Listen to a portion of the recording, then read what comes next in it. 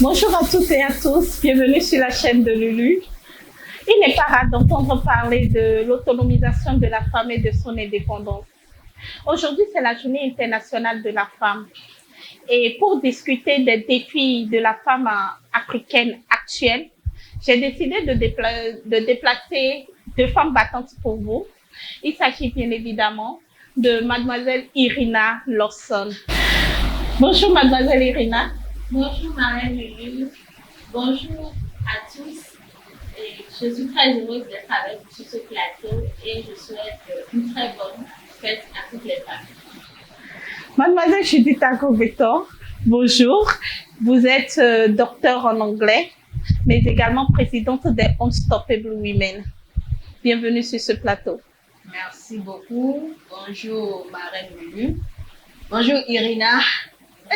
Je salue toutes les femmes d'Afrique et du monde entier. Je vous souhaite une très belle fête du 8 mars. Bien, donc nous rentrerons dans le vif du sujet. Mademoiselle Agobeton, dites-nous, quels sont les problèmes que vous pensez que les femmes rencontrent actuellement? Alors, d'abord, merci. Merci pour m'avoir invité sur ce plateau pour discuter avec vous de la condition féminine en Afrique, puisque nous sommes africaines d'abord, avant toute chose, et aider à trouver des solutions aux problématiques liées à la femme et aider les femmes à devenir plus fortes et à avoir plus d'impact dans leur communauté et dans la société de manière générale. Alors, si nous nous retrouvons une fois encore réunis autour de la condition féminine, cela veut simplement dire que la femme continue d'être opprimée, d'être dominée par les hommes. Et l'oppression, la domination masculine prennent plusieurs formes selon les époques, les pays, les systèmes sociaux, politiques et l'héritage culturel des peuples. Alors, pour aller vite à votre question, je dirais que la première difficulté de la femme chez nous en Afrique, c'est la société dans laquelle elle vit. Cette société est patriarcale. Et vous savez qu'une société patriarcale, c'est une société dans laquelle l'homme, on accorde plus d'importance à l'homme par rapport à la femme. La société considère l'homme supérieur à la femme. Et c'est une société où la femme est censée trouver son plein épanouissement, son bonheur dans l'accomplissement de ses devoirs de femme, de mère, d'épouse, est dans la soumission totale à son mari. Donc, on exige d'elle une abnégation totale. Ce qui fait que son bonheur à elle se confond au bonheur de son mari et de ses enfants. Dans cette société, alors il se pose en même temps quoi? Le problème de l'inégalité entre l'homme et la femme. Il se pose aussi la question de la perpétuelle dépendance d'abord de la jeune fille, de la femme, à son père, à son mari et à d'autres parents de sexe masculin. Et cette question de soumission revient le plus souvent et est renforcée par les livres saints, que ce soit la Bible, que ce soit le Coran. Et certains passages dans ces livres saints sont mal interprétés de telle manière à ce qu'on regarde la femme comme une esclave, ce qui ne devait pas être le cas. Parce que la soumission ne veut pas dire une totale obéissance ou une obéissance aveugle à l'homme. Cela veut simplement dire que la femme doit pouvoir considérer, honorer et respecter son mari. Et même si elle a des demandes, ces demandes doivent être faites en adoptant une attitude de respect, de considération à son mari, à telle enseigne que ce dernier fasse sortir le meilleur de lui-même. Ça ne veut pas dire que la femme n'a pas droit à la parole, qu'elle ne doit pas avoir des projets, qu'elle ne doit pas discuter avec son mari. Non, pas du tout. Cela demande à ce qu'elle sache le faire. Revenons encore à nos réalités dans la société patriarcale. C'est une société qui accorde plus de pouvoir et de liberté à l'homme qu'à la femme. Le pouvoir politique, le pouvoir économique, le pouvoir religieux, tous ces pouvoirs sont entre les mains des hommes. Ils prennent les décisions et ces décisions les arrangent. Et la femme, elle subit. Côté liberté, c'est toujours le père qui décide à la maison. Et cette pratique d'envoyer précocement la jeune fille au mariage, ça continue, même si beaucoup de choses ont été faites. Voilà, à ce niveau, cela persiste encore. Alors, elles grandissent, elles vont au mariage, elles sont abusées dans le mariage, elles subissent des violences physiques, elles subissent des mutilations physiques. Et puisque dans la société, le jeune garçon et la jeune fille n'ont pas les mêmes droits d'une certaine manière, la jeune fille grandit sans avoir une confiance en elle-même. Elle manque de confiance. Ce qui fait également qu'elle est abusée, elle est frustrée d'une certaine manière. Et les réalités dans cette société patriarcale ne sont pas les mêmes que entre l'homme et la femme. Ne sont pas les mêmes. Les femmes ont des réalités qui sont propres à elles-mêmes. C'est pour cela qu'on entend souvent dire « Femmes, battez-vous. Femmes, prenez vos places. Femmes, levez-vous. » Et c'est pour cela également que lorsqu'une femme se bat, elle arrive à se hisser à des postes de responsabilité. On la traite de femme forte, femme battante, parce qu'on sait d'où elle vient. Ça veut dire qu'elle vient de très loin. Elle a eu à faire face, à défier cette tradition asservissante de chez nous, à s'affranchir au fait de la domination masculine et à avoir une position dans la société. C'est pourquoi elle est traitée de femme forte. Donc, de manière résumée, je dirais que les mots qui minent la condition féminine en Afrique plus précisément, il s'agit de l'inégalité entre les sexes, il s'agit de la domination masculine, il s'agit de l'oppression, il s'agit du mariage précoce et forcé qui continue toujours, etc. Merci, je m'en arrête. Merci Judith pour ce beau développement. Mademoiselle Irina, dites-moi, qu'est-ce que vous pensez de tout ça? Merci, Marraine Lulu, pour la question. Et je dirais que les défis auxquels fait face la femme africaine aujourd'hui, les défis sont nombreux. Nous ne pourrons pas tous les citer, mais je pourrais dire d'entrée de jeu que la femme est un problème pour elle-même. La femme constitue un problème pour elle-même. Pourquoi je dis cela? Les femmes entre nous, nous ne nous encourageons pas. Je prends un exemple tout simple.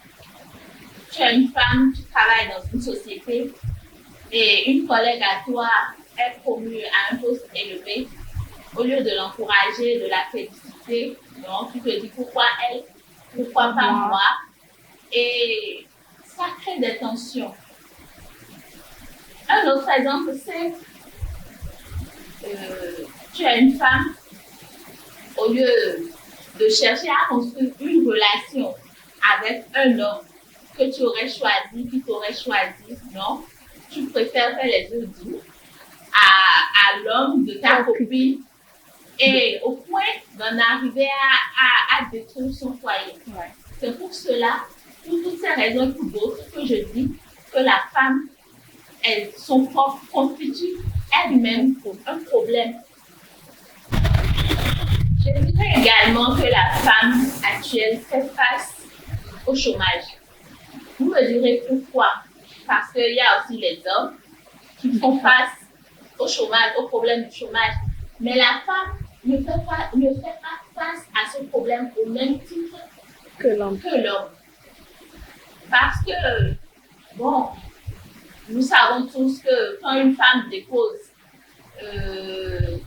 son dossier pour trouver un emploi, si elle est sélectionnée, parfois, on peut lui demander une compensation avant d'obtenir le poste. Donc, je dirais que la femme fait face au problème du chômage, mais d'une façon un peu plus cruciale que l'homme. Ce qui engendre le problème de la dépendance, comme l'a dit Judith tout à l'heure, et je mettrai plus l'accent sur la dépendance financière. Parce que souvent, la femme qui n'arrive pas à trouver un boulot qui n'a pas une activité, qui n'exerce pas un métier qui lui permet d'être libre financièrement, se retrouve sous la coupe de l'homme. Elle dépend financièrement de l'homme. Elle n'est pas libre parce qu'on se connaît en Afrique. Quand c'est l'homme qui dépense, quand c'est l'homme qui assume les charges de la maison, pour un oui ou pour un non, c'est moi qui bosse, c'est moi qui apporte l'argent à la maison, tu ne fais rien. Bon, et du coup, des fois, ça crée des frustrations. La femme est frustrée, elle a du mal même à parler parfois qu'elle n'est pas d'accord parce qu'elle se dit que bon, elle ne sert à rien, c'est le mari qui fait tout. Et ça crée quand même des problèmes. Et je trouve que c'est important de mettre l'accent sur le problème de la dépendance financière de la femme. Maintenant, une fois que la femme, elle arrive à avoir un boulot, elle arrive à avoir un emploi, elle exerce un métier, il se pose maintenant le problème de la conciliation de la vie, de famille et le boulot qu'elle a. Et parfois, la femme qui a un boulot, qui travaille, qui doit respecter les horaires de travail, peut se sentir mal et même parfois penser qu'elle a une mauvaise mère, qu'elle doit laisser son enfant qui est peut-être souffrant et aller répondre à ses obligations professionnelles. Donc voilà, je dirais quelques problèmes, quelques défis que je trouve pertinents aujourd'hui et auxquels la femme actuelle fait face. Merci beaucoup. Irina, je vous remercie. Ce problème de dépendance dont vous avez parlé, j'ai remarqué que vous avez souligné beaucoup de choses. Vous avez pratiquement fait une fixation sur les problèmes que la femme rencontre de façon journalière. Tandis que Judith, elle est partie de la base même de la société qui constitue quand même un frein également à l'épanouissement de la femme, dirons-nous. Donc, moi, je voudrais savoir, Judith, qu'est-ce que vous pensez de la femme elle-même, du frein qu'elle constitue pour elle-même? Tout à l'heure, Irina nous disait que la femme est un problème pour elle-même, mais elle a surtout relevé le problème de jalousie qui mine la femme, je veux dire, en société, en relation et tout. Mais bon, moi, à partir de là, je me suis demandé si, est-ce que la femme même, au-delà de ce fait-là que Irina a souligné, est-ce que elle-même, mentalement, elle ne pense pas qu'elle n'est pas assez? Est-ce qu'elle ne se donne pas des limites?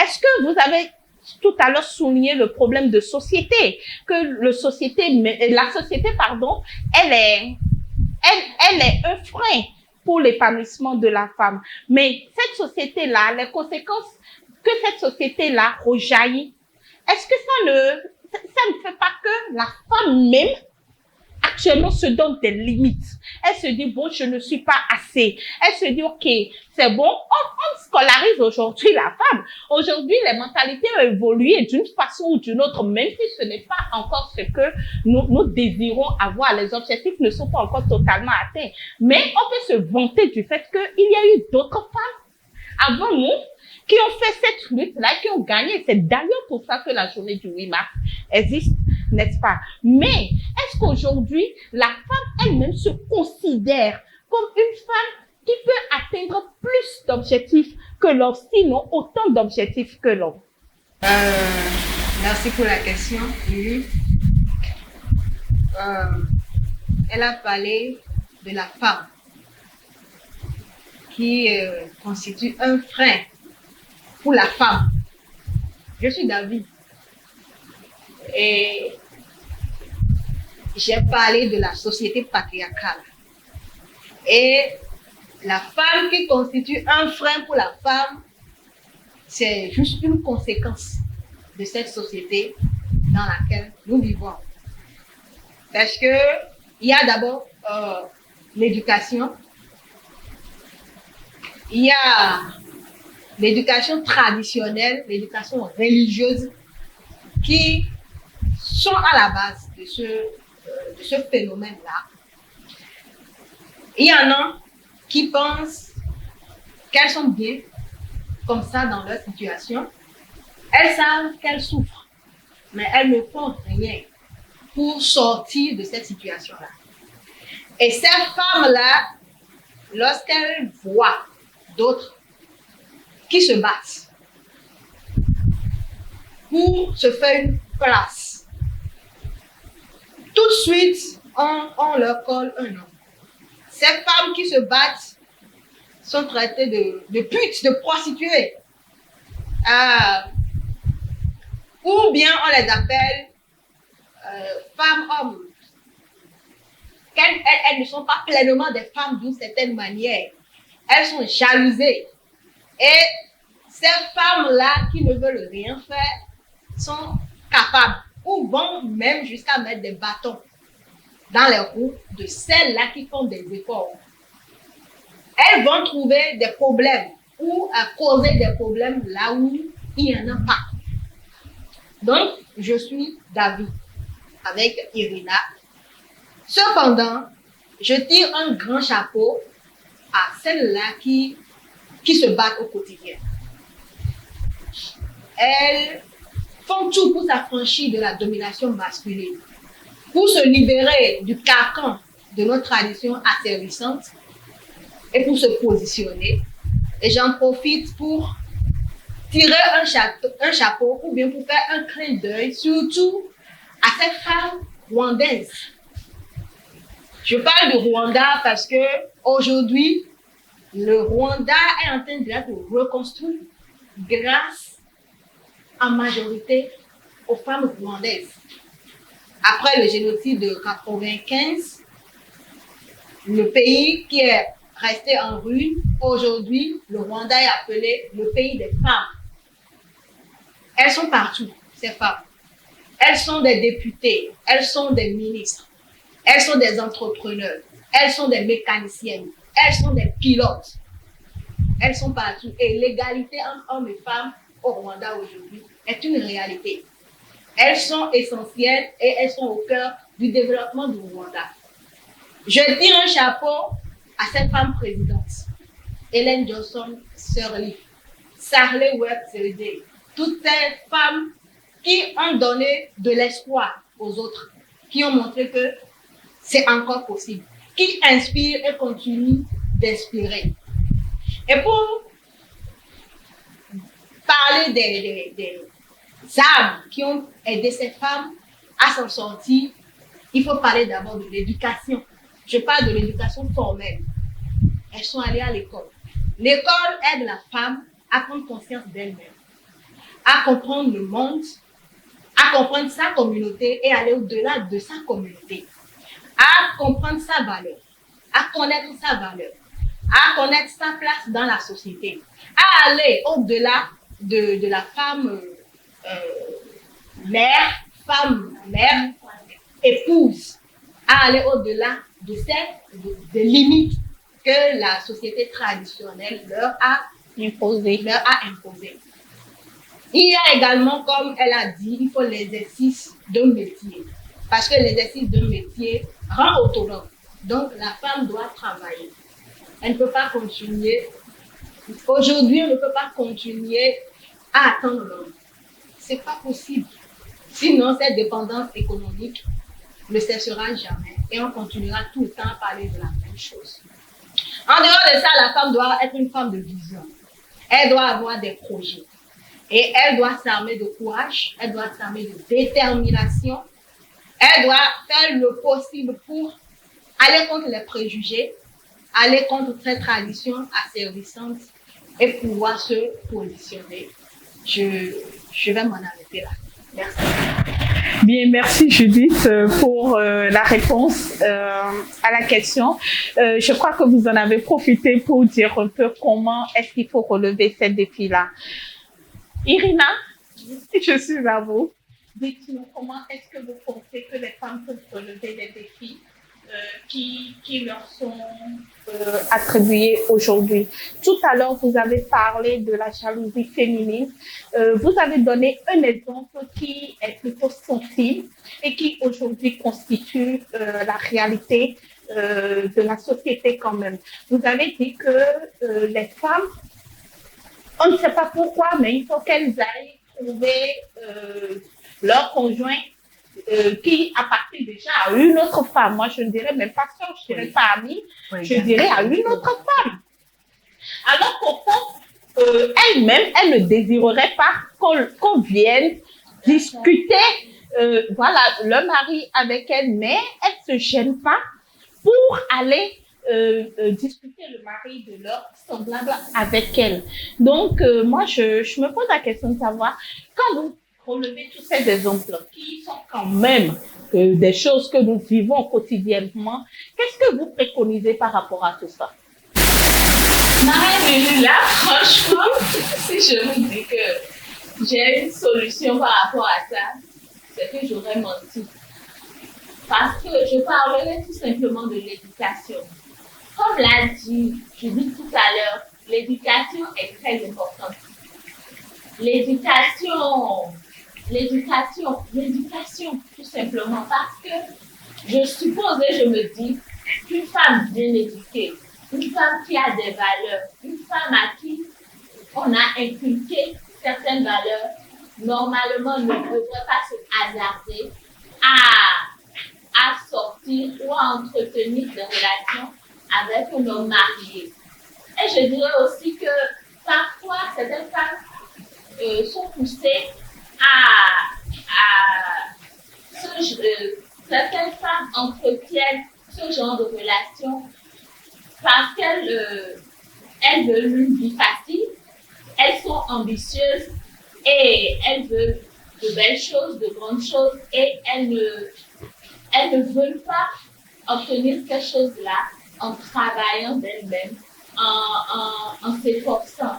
Donc, je dirais que la base, c'est l'éducation et le fait de se dire que je peux m'acheter tout ce dont j'ai envie sans forcément attendre une homme. Je peux me débrouiller, je peux avoir tout ce que je veux dans la vie. Si je me donne les moyens, je peux y arriver. Donc, je dirais que c'est ça, l'éducation. Merci Irina. Je me permets d'en rire quand vous me dites que vous ne savez pas vraiment quelle solution trouver en fait que la femme désire le mari de son autre sœur et tout. Bon, franchement, je crois que souvent ça part du fait que, bon, on va dire que ce sont les sentiments. Les sentiments d'abord peut-être. Et on va prendre l'avis de Judith par rapport à la chose au fait. Merci Marraine Lulu. Ce sujet, c'est un sujet d'actualité. Bon, je suis d'accord avec Irina sur un point, mais je n'épouse pas totalement son point de vue. C'est vrai que aucune femme ne désire partager son mari. Aucune. C'est vrai que lorsqu'on est bien éduqué, on n'oserait pas aller créer des dégâts dans le ménage d'autrui. Mais reconnaissons d'abord qu'on est dans une société qui autorise la polygamie. 2, les hommes qui vont vers d'autres femmes, c'est-à-dire les hommes mariés. Parce qu'on ne va pas reposer le tort sur la femme. Au dehors, non. Ces hommes-là qui vont vers, ces hommes mariés qui vont vers d'autres femmes ne leur disent pas totalement la vérité. Ils ne leur disent pas tout le temps qu'ils sont des hommes mariés. Non, ils leur mentent jusqu'à un niveau. Et c'est quand la femme découvre que elle sort avec un homme marié, c'est peut-être déjà trop tard. Il y a cet aspect qu'il faut prendre en compte. Donc, il faut un changement, un travail de changement de mentalité côté homme aussi. Je comprends tout à fait ce que dit Judith. Je suis totalement d'accord. Mais moi, je parlais plus de ces femmes-là qui savent dès le départ que le monsieur il est marié. Oui. Et c'est ce qui emmène d'ailleurs le phénomène de Sugar Daddy, où nous avons ces jeunes filles-là qui sortent avec des hommes âgés. On n'est pas là pour juger. chacun fait ce qui l'arrange. Mais je dis que nous devons nous affranchir de ça. Nous devons nous affranchir de ça et ne pas forcément attendre que ce soit les hommes qui fassent tout. Parce que si on n'arrive pas à dépasser cela, les hommes nous considéreront toujours comme des êtres inférieurs. C'est ça. C'est que sans eux, nous ne pouvons rien. Donc, je sais, il y a des femmes qui, malheureusement, ne sont pas au courant de la situation matrimoniale du monsieur et qui peut-être commencent déjà par éprouver des sentiments. Ça, c'est un cas mis à part. Je suis d'accord avec toi sur le point qu'il faut que la femme sache qu'elle est capable. Elle est capable, elle n'est pas appelée à vivre aux dépens de l'homme. On est d'accord, je pense qu'on avait déjà parlé de ça. Et j'ai réagi parce que tu as parlé de ces femmes-là qui sortent avec le mari d'autrui. Et je voudrais mettre l'accent sur le fait qu'il y a des femmes qui sont bien éduquées, très bien éduquées. Elles sont allées à l'université, elles sont des professeurs d'université, mais elles sont avec le mari d'autrui.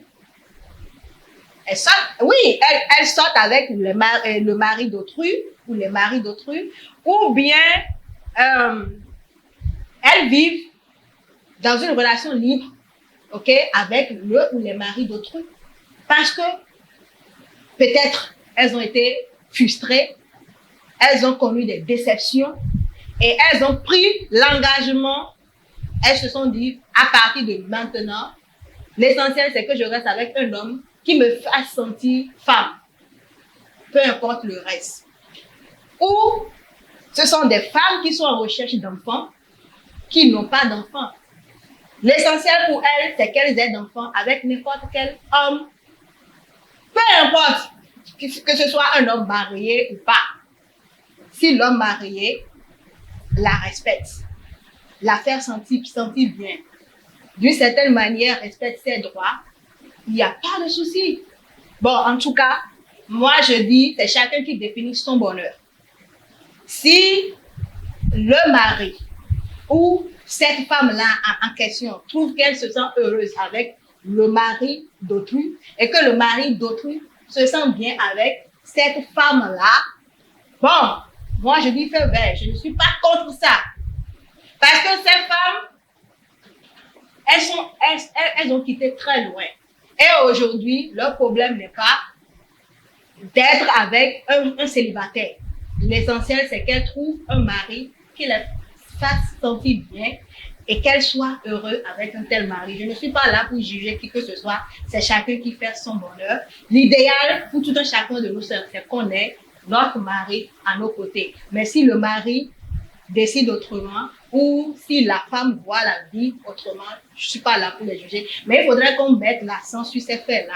Il faudrait qu'on sache qu'on est dans une telle société qui autorise la polygamie. Il faudrait qu'on sache que c'est chacun qui lutte pour son bonheur. Il faudrait qu'on sache que la femme, elle doit avoir d'enfants. Et elle se bat pour ça aussi. Bon, voilà. Merci. Là, vous oubliez la femme qui n'a rien demandé, en fait. Ouais. Oui, la femme, parce qu'on avait parlé d'un homme marié. Ouais. Il a une femme. La personne n'a pu penser au bonheur de cette femme-là. On a pensé au bonheur de l'autre femme qui a été frustrée, qui est déçue et qui maintenant veut juste un enfant. Mais l'autre femme, elle n'a rien demandé. Mais elle est laissée pour compte. Oui, mais what am I going to do in this situation? Qu'est-ce que moi je peux faire? Parce que c'est la responsabilité des parties, au fait. Il y a des hommes qui sont ouvertement polygames. Ils sont ouverts. Si la femme est d'accord, il n'y a pas de souci. Non, ce n'est même pas l'histoire de si la femme est d'accord. Je voudrais rappeler que ça fait partie des luttes que nous, les femmes, nous engageons pour permettre à à toutes les femmes de pouvoir s'épanouir, que l'on ne définisse plus la société comme étant une société polygame, que l'on puisse s'affranchir de cette société patriarcale dont vous avez parlé tout à l'heure, mademoiselle Chédid. Oui, mais il y a des faits.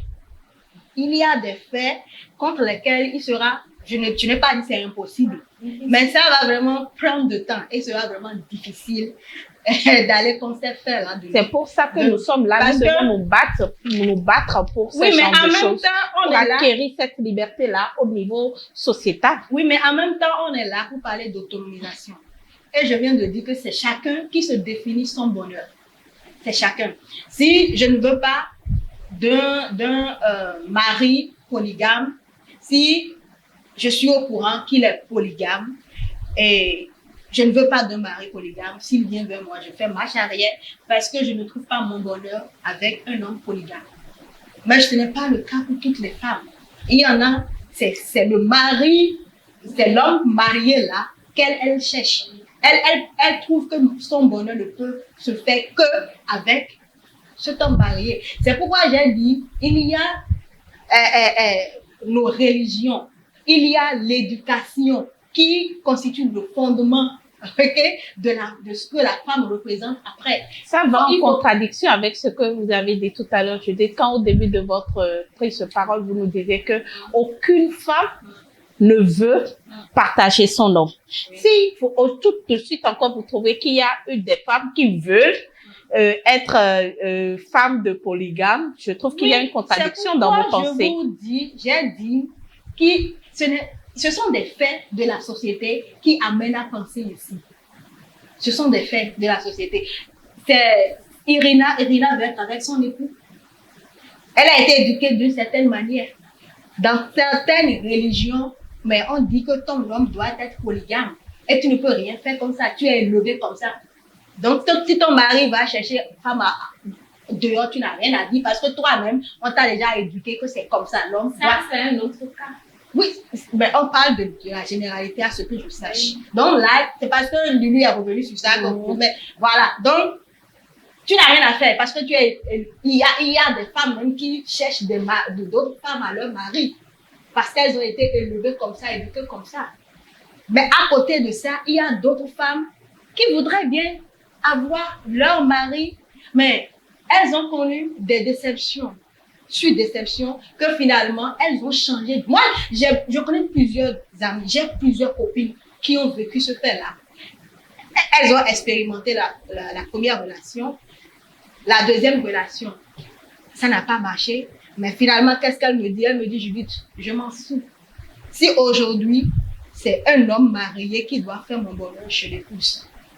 Et j'en connais qui sont mariés à des hommes déjà mariés, qui vivent et qui me sont revenus pour me dire, je suis très heureuse avec. Tu vois, donc elles ont connu des déceptions. Et finalement, l'idée de départ a changé. Parce qu'au départ, elles se disaient, je ne veux pas me mettre avec un homme marié. Mais après, elles ont changé d'idée pour dire, je ne veux plus que ce soit un homme marié ou pas. Si c'est l'homme marié qui doit faire mon bonheur, je reste avec. Il faut bien qu'on prenne comme ça. Parce qu'elle, finalement, c'est son bonheur, ça. Elle dit, finalement, c'est ça. C'est là que je trouve mon bonheur. Et pourquoi j'ai dit que c'est chacun qui se définit son bonheur. Je voudrais rappeler à tout un chacun que nous avons tous notre libre arbitre, n'est-ce pas? Et si quelqu'un trouve son bonheur avec le mari d'autrui, et qu'elle se rappelle juste qu'il y a quand même quelqu'un là, une autre femme qui lui ressemble, ok, et qui souffrirait de cela et qui n'est pas forcément une mauvaise épouse. Par contre, nous ne sommes pas là pour juger qui que ce soit. Donc, par conséquent, Irina, dites-nous un peu comment pouvons-nous faire pour relever tous ces nombreux défis dont nous avons parlé. Il y a Judith qui a parlé de la question de sexe, de l'égalité de sexe, n'est-ce pas, qui entache quand même l'égalité au niveau de l'homme et de la femme. Vous avez relevé beaucoup de choses également. Qu'est-ce que vous préconisez que les femmes peuvent faire pour relever tous ces défis-là? qui leur incombe aujourd'hui? Ok, merci beaucoup. Je dirais que la femme doit être autonome. C'est très important. La femme d'aujourd'hui, elle doit être autonome. Elle doit pouvoir exercer un métier, avoir une activité, avoir un boulot qui lui permette d'être libre, financièrement libre, sur tous les plans. Ça lui permet d'être confiante, d'avoir une confiance en soi. C'est nécessaire. Et d'avancer dans la vie. La femme doit être autonome, financièrement surtout. Je dirais aussi que les femmes, elles doivent être solidaires les unes envers les autres. C'est très important si nous voulons que les mentalités changent, si nous voulons que les hommes nous respectent. Je crois que nous devons tous faire front ensemble, aller ensemble. Donc, la solidarité, c'est très important. Et je dirais aussi que les hommes doivent épauler. Là, je rentre dans le cadre marital. Les hommes doivent épauler leurs épouses parce qu'une femme qui travaille, c'est difficile elle ne peut pas tout faire. Donc, je demande à nos hommes de pouvoir aider leurs femmes. Ça ne diminue en rien leur autorité, ça n'enlève rien à leur statut d'homme. Voilà. Merci beaucoup, Irina. Judith, dites-nous, qu'est-ce que vous pensez que les femmes peuvent faire aujourd'hui? Vous avez déjà répondu quelque peu à cette question, mais vous faites même un léger retour. Comment vous pensez que les femmes peuvent relever tous ces défis-là? Je suis avec Irina, j'épouse ses idées et je pense que j'ai déjà mis l'accent sur ce qui est important, c'est l'éducation formelle.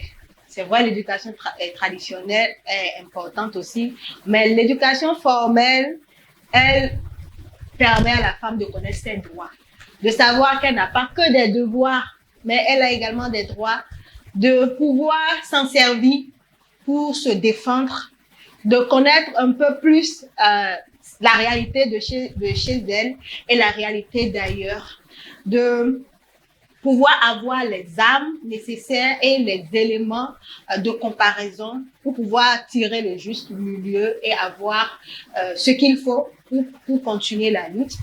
Je suis avec Irina lorsqu'elle parle de la solidarité, parce que tout à l'heure on a parlé de la jalousie féminine. Il faudrait que les femmes se soutiennent, qu'elles s'aident, qu'elles arrêtent de se dire ou de s'injurier ou de se traiter de n'importe quoi. Nous n'allons pas avec cette mentalité-là. Et ce qui est important, il faudrait qu'à partir de maintenant, les jeunes filles qui sont appelées à être des mères demain commencent à prendre confiance en elles-mêmes. Il y en a qui sont à l'école, qui sont à l'université. La dernière fois, quand nous avons fait une conférence sur le leadership féminin, à la fin de la conférence, je vous dis, plus d'une vingtaine d'étudiantes sont venues vers moi. Elles m'ont dit, madame, je veux faire comme vous, mais je ne sais pas comment faire. Donc, il y a cette catégorie de femmes, de jeunes filles, de jeunes dames qui ont envie d'émerger, mais elles ne savent pas comment s'y prendre. Elles sont ravies de voir des leaders femmes. Elles ont envie de faire comme ces leaders femmes-là, mais elles n'ont pas les outils. Elles m'ont dit, plus de la majorité m'ont dit, madame, je ne sais pas comment parler.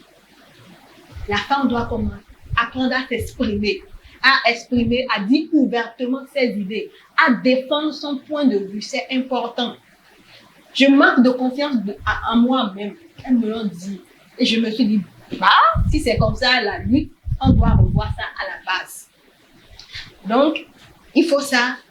Et pour y arriver, il faudrait qu'elle participe aux conférences, qu'elle fasse partie des groupements, des organisations, qu'elle change d'environnement si l'environnement ne leur permet pas d'évoluer. Parce que l'environnement où nous vivons a un impact très grand sur notre vie. Là où nous sommes, les parents, la communauté, tout cela constitue un facteur très déterminant sur ce que la femme devient plus tard. Donc, je pense que je vais m'en arrêter. D'aucuns vous poseraient la question de savoir, mais écoutez, il n'y a pas d'emploi. Qu'est-ce que je fais? Tout à l'heure, Judith, vous avez dit que les femmes sont venues vers vous, les jeunes filles, elles sont venues vers vous, elles ont dit, je voudrais faire comme vous, mais je ne sais pas comment faire. Ok? Il faut souligner que aujourd'hui, ce qui nous manque aujourd'hui, ce n'est pas des jeunes filles qui n'étudient pas. Nous avons de jeunes diplômés, des filles qui se sont données corps et âme pour avancer dans la vie, qui, à la base, partent sur l'éducation de leur famille pour dire, et c'est là la base même, pour dire que la première des choses, c'est que j'étudie. Moi, j'ai souvent dit aux jeunes filles, OK, il n'y a pas d'emploi, d'accord, mais est-ce que tu as les diplômes d'abord? Donc, on ne manque pas de femmes ayant de diplômes aujourd'hui. Dites-moi, Irina, vous avez des diplômes. Vous avez fait des études universitaires. Madame Judith, également, vous avez fait des études universitaires. Aujourd'hui, vous n'êtes pas employée quelque part, n'est-ce pas? Vous non plus. Irina, partagez avec nous votre expérience. Comment est-ce que vous décidez de ne pas battre en retraite face au problème de manque d'emploi? Pour répondre à votre question, Marine, je dirais que les jeunes filles doivent s'investir dans leur passion. Elles doivent rechercher au fond d'elles ce qu'elles aiment faire. Elles ne doivent pas forcément se dire qu'elles doivent trouver un emploi qui cadre avec la formation qu'elles ont reçue. Non, elles doivent, au-delà de ça, si elles arrivent à trouver un emploi, c'est super. Mais dans le cas contraire, elles ne doivent pas baisser les bras. Elles doivent chercher à valoriser ce qu'elles aiment faire, ce qu'elles aiment faire, ce qui les passionne, à transformer cela afin que ça leur permette d'être libres, de créer leur entreprise, de ne pas forcément attendre qu'on leur donne un emploi, mais créer une entreprise et aller de l'avant, tout simplement. Merci, Irina. Judith, vous avez un mot à dire par rapport à ça? Alors, je suis d'avis avec Irina. Quand vous travaillez, vous êtes allé à l'école jusqu'à un niveau donné qui n'a pas d'emploi. Il faut essayer de se découvrir soi-même. C'est vrai qu'on est habitué à entendre aller à l'école le plus loin possible et vous aurez à coup sûr un travail, mais ce n'est pas vrai. Les réalités nous démontrent que ce n'est pas du tout vrai. Aujourd'hui, on a compris qu'il faut travailler. D'abord, essayer de découvrir son talent et travailler ce talent-là. Parce que tout un chacun de nous avons des potentialités. Nous sommes capables de réaliser de grandes choses. Nous avons déjà des dons. Et ces dons, il faut les travailler pour gagner de l'argent. Quand vous n'avez pas quelque chose à vendre, vous ne pouvez pas gagner de l'argent. Il se pose aussi la question de la compétence. La compétence. Et se faire former lorsqu'on sait qu'on a des limites. Et ce n'est pas ce que vous avez, ce dans quoi vous êtes forcément formé à l'école qui va vous faire gagner de l'argent. Quand vous finissez, il faut chercher d'autres opportunités à côté. Moi, personnellement, j'ai fait d'autres formations. Aujourd'hui, on parle de la stratégie digitale. Je n'en avais aucune idée, mais j'ai essayé de connaître un peu plus dans le domaine. À community management. Et aujourd'hui, j'ai moi-même mon agence de publicité que je dirige. J'ai fait des formations, ce n'est pas une seule, des formations en montage vidéo. Et aujourd'hui, je suis capable de faire moi-même le montage vidéo. Je propose mes services. En dehors de ça, je suis allée à l'université. J'ai mon doctorat en anglais. Et aujourd'hui, je forme les gens à parler la langue anglaise. Et tout cela me permet de gagner de l'argent sans attendre à ce que l'on me recrute forcément. On prie que l'État pense à ces doctorants qui attendent toujours. On prie à cela. Mais en attendant, on se cherche pour pouvoir subvenir à nos besoins. Voilà. Merci Judith pour ce développement. Eh bien, chers téléspectateurs, je voulais vous rappeler que oui, ce n'est jamais facile de s'en sortir. Il ne faut pas baisser les bras. Mais avant de dire à quelqu'un de ne pas baisser les bras, il faut que la personne même sache déjà se défendre.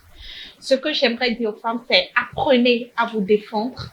Apprenez à vous affranchir des schémas limitants, hein, de tous ces commentaires qui rabaissent la femme. D'accord? Nous avons le devoir de nous donner nous-mêmes de l'importance.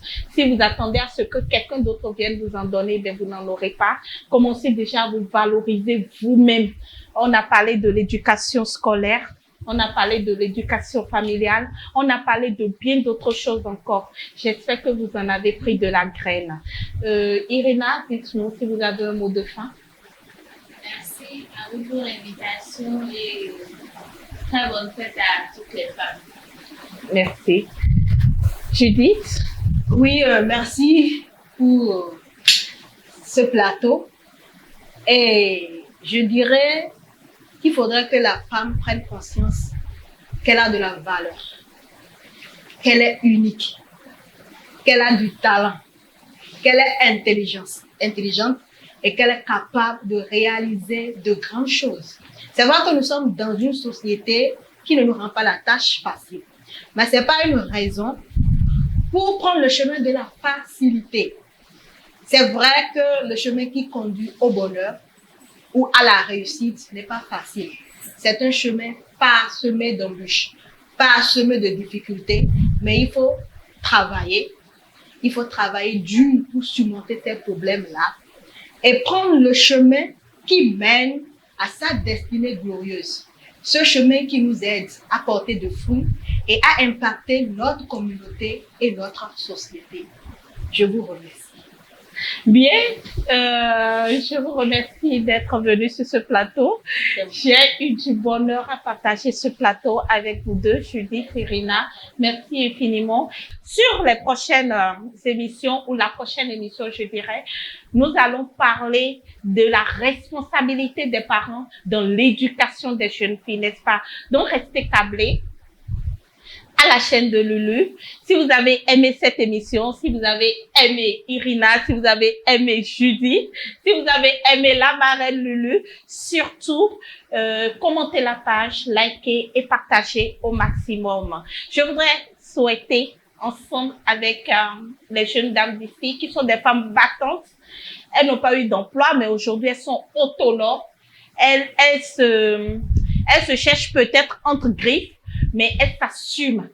Et nous sommes des femmes qui sont fières de nous. Et j'invite d'autres femmes également, les jeunes filles aussi, à agir de façon à pouvoir être fières d'elles-mêmes. C'est notre lutte, c'est notre bataille et c'est notre responsabilité. Je suis ravie d'avoir été avec vous les filles. Merci de nous avoir suivis et je vous souhaite une très belle fête. D'accord? Et à bientôt. À bientôt.